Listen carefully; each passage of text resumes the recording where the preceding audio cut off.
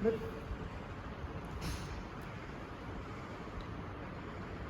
Flip, flip. Flip, flip, flip. That little flips, very important. Two ways to deflect with a wedge. One is to simply press in. So, for our hands. One is a wedge. Notice this flips over.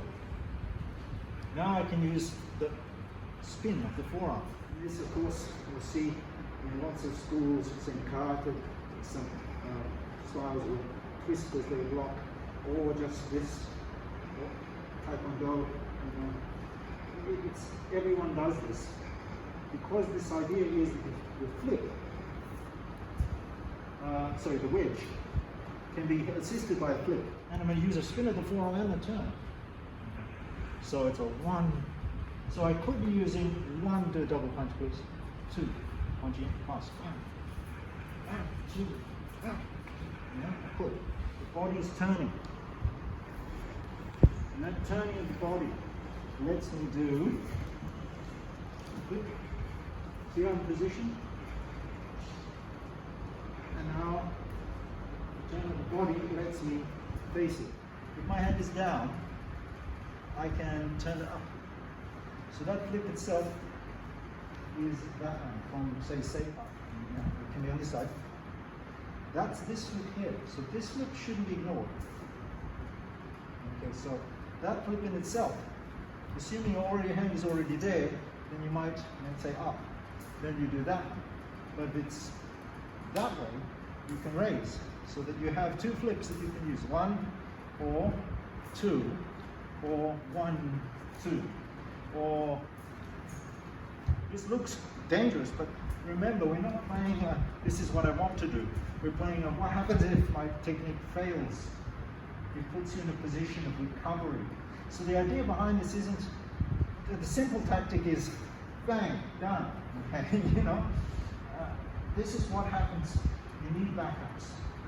And the traditional martial arts have backup movements everywhere to allow you to rescue a pretty crappy situation. And you'll notice that leg movement allows you to do that. The fact that it goes low, by the way, isn't a problem.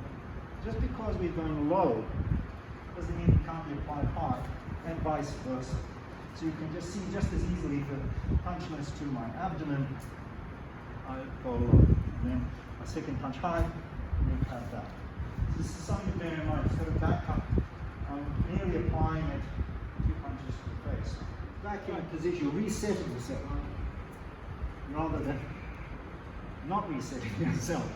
So by combining a turn, you're now in a position. And if you move your body, you notice you're offline too. So I am, in a good position. And that's something that's very important, is to reset. I do something like, look where my body positioning is now. Very, very, so this is why there's so little body movement. It's only the minimum. And this is why there's no body ducking, weaving in the form. It's implicit because you do it to the extent necessary, and it's a minimum. So instead of going, I do keep it as, so I turn my body, maybe transfer a bit of weight, but only enough to deal with the next attack. And obviously this is just a drill, so I'm only using one hand.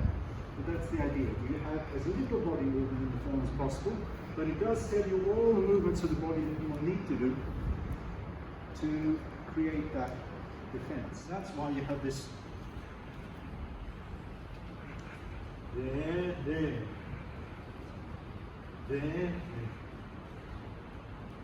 and the body. So I'm using, whereas the field, I can use the body, but I can also go under. So that I'm sinking.